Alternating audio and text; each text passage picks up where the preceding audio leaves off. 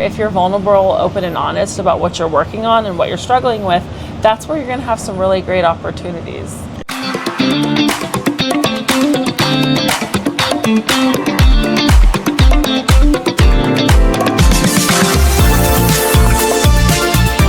What's going on, everybody? Welcome back to another edition of the Ad Podcast. We are here with Allie Cox, the CEO of Noble West, out from California in the beach. How's it going? I'm not from the beach, though. You know I'm from the fields. Well, hey, I don't know if that's branding appropriate. So, how's your can been? Amazing. Just have truly enjoyed being able to talk about our kind of differentiating positioning as a specialty shop in agriculture, food, and sustainability, which, I've had so many lean in moments, including several panels where I always answer with more of a food bent or a nutrition bent and sustainability.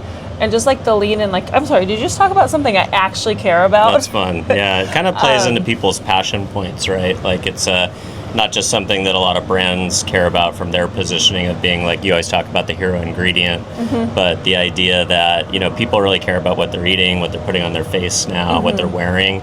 So it feels like it's a touch point to kind of connect with the marketer that cares about those things personally too.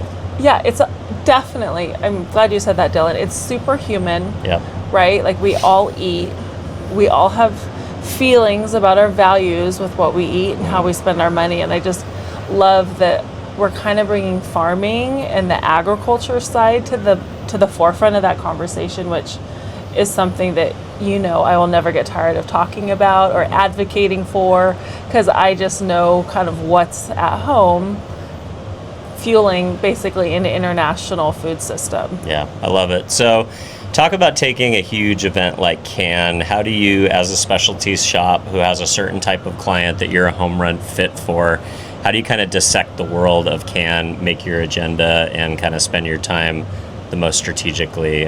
Do you kind of have a game plan of types of panels that you're going to float around to, types of people you want to meet? And were there any conversations with any marketers this week that you didn't expect to be relevant, but they ended up becoming relevant because of the stories that you guys like to tell?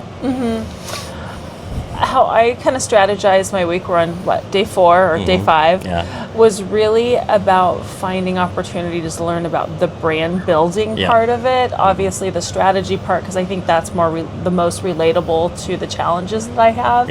And of course, I absolutely love my network of agency owners, especially female agency owners, women owned, and have spent a lot of time with the Own It group and also my Worldwide Partners agency colleagues.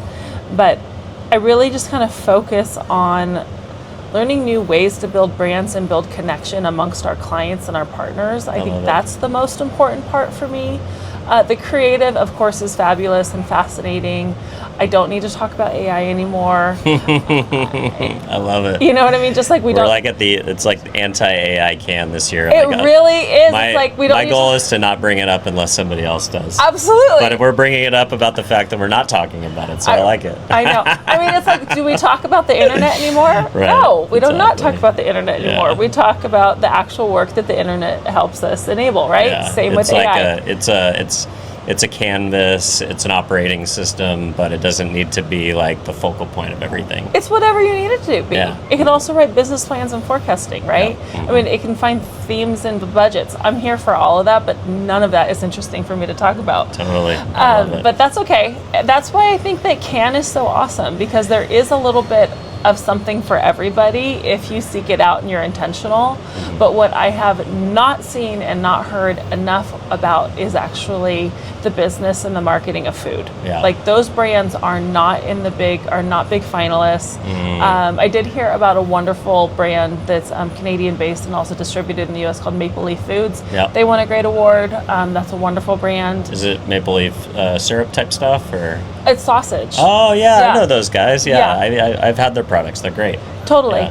And so that's been really interesting. And I just think that there are I had dinner next to a Nestle executive. That was really interesting. I had a wonderful dinner with a woman who owns a private equity company that is based in food and innovation. That was super interesting. But cool. These things, those kind of conversations, so back to like long-winded answer. No, I love those are happening in pockets. Yeah. It's kind of almost the magic of, you know, serendipity versus like you went out and had this person on a list and you tracked them down. Yeah. And I think that's where, if you're vulnerable, open and honest about what you're working on and what you're struggling with, that's where you're going to have some really great opportunities. Yeah. And that's what I'm really focused on. So, you know, we're in Europe. We're in an area that is known for like heritage agricultural products to some degree. Olive oils of Spain, you know, olive oils in Italy.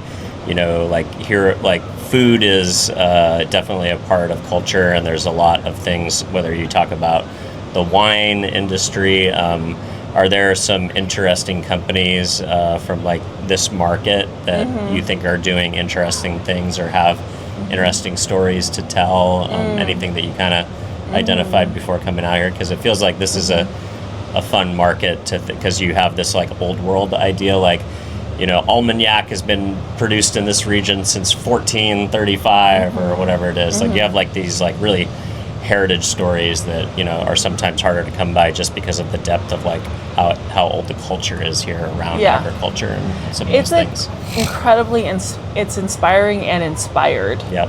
And I think you're right. It's inspired from culture. I did do a little, of course, I was on the train here from Paris and had to do a little Googling. Nice. Wheat's a top crop by acreage in France. Yeah. Same with Spain, which I found interesting. But then if you really want to think about it, like there's bread is not a no-no here, right? And people always talk about the fact they come over here and they eat bread, they eat pasta, they're like, you know, not gluten-free or celiac in the U.S. And like, is there something that I know that I mean, I always find like I come back from, I'll do Cannes and then I'll do an extended European vacation. I'll come home and I've lost 10 pounds and still eat, you know, like I do in the States. But there's something about, maybe it's just because I'm walking everywhere too. But is there something, because you always hear about this, like, oh, like Europe, you know, outlaws 5,000 ingredients that they don't in the U.S. Is there something different about the way they do food in Europe than the way they do in the States? Well, I think GMO is a big part of it, right? I think farming practices is a big part of it. I think that's something we all know. Yeah. You know, but truly, it comes down to the value proposition of food here. Yeah. It is highly valued. Yeah. And it's not about abundance. Yeah. It's about taste, quality. It's not portion size. It's like everything is portioned well. Yeah. You know, it's kind of like it's the opposite of what you're gonna find at like Outback Steakhouse, right? Like, well, I am not gonna slam Outback Steakhouse at all. But what I'll say is like that's just not the value proposition for most people eating here. It's really about like the qualitative experience and truly connecting. And I mean, like this morning I was eating a banana for breakfast and.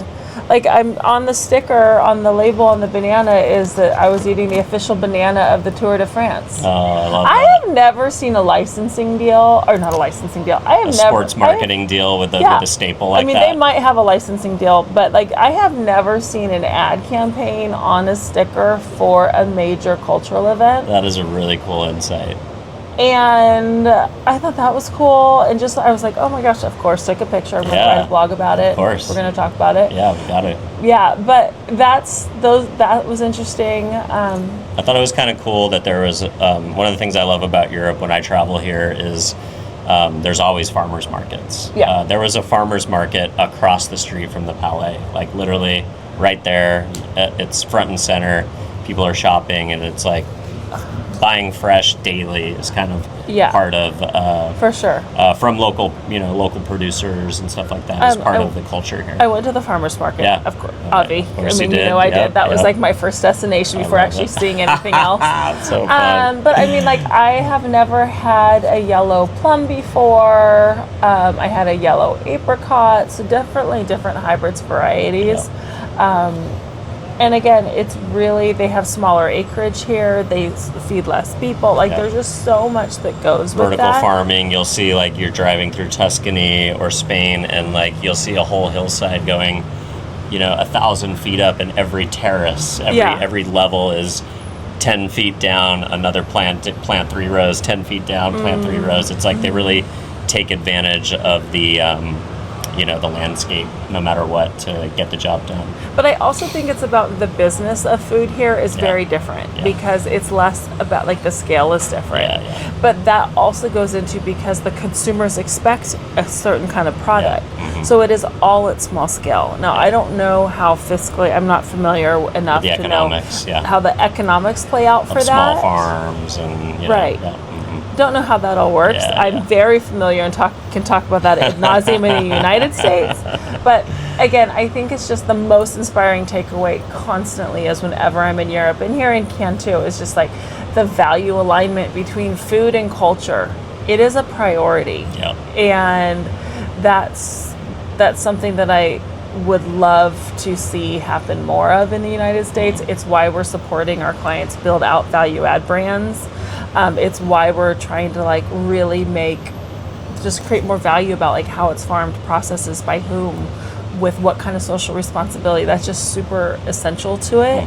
And just creating more avenues and more opportunities for just dynamic marketing of high quality food from a food ingredient. Yeah, I know from my perspective, like the number one thing, the last thing I will ever cut on my budget is my food. I'll always buy top ingredient things that are produced organic, and things from the farmers market, and proteins directly from farmers and ranchers or fishermen. Specialty foods, like that's the last place in my budget that I ever give slack. And it's because you value it. Yeah, exactly. It's so that way you're identifying value opportunities. Travel is number 2, but food is number 1. I understand. No, I get it for sure. Awesome. Well, Ali, always fun to sit down to you and learn about your thinking. I love that you have such a fun perspective on the world. It must be like everywhere you travel for either business or pleasure, you probably look intentionally for those moments of like picking up a banana, not just feeling it and eating it, but looking at the sticker and seeing what does that mean, and what was the thinking of the person that produced it, and really the marketing of it. So it's a fun way to experience the world through our industry, and always love talking with you about it. So thanks for coming on, spending a little bit of time. Thanks, Dylan. Cheers. Bye. On YouTube, finding the right audience to build a media plan requires hours of research. And optimizing campaigns is time-consuming and a bit of a guessing game. That's why we built technology to do it for you. Strike Social.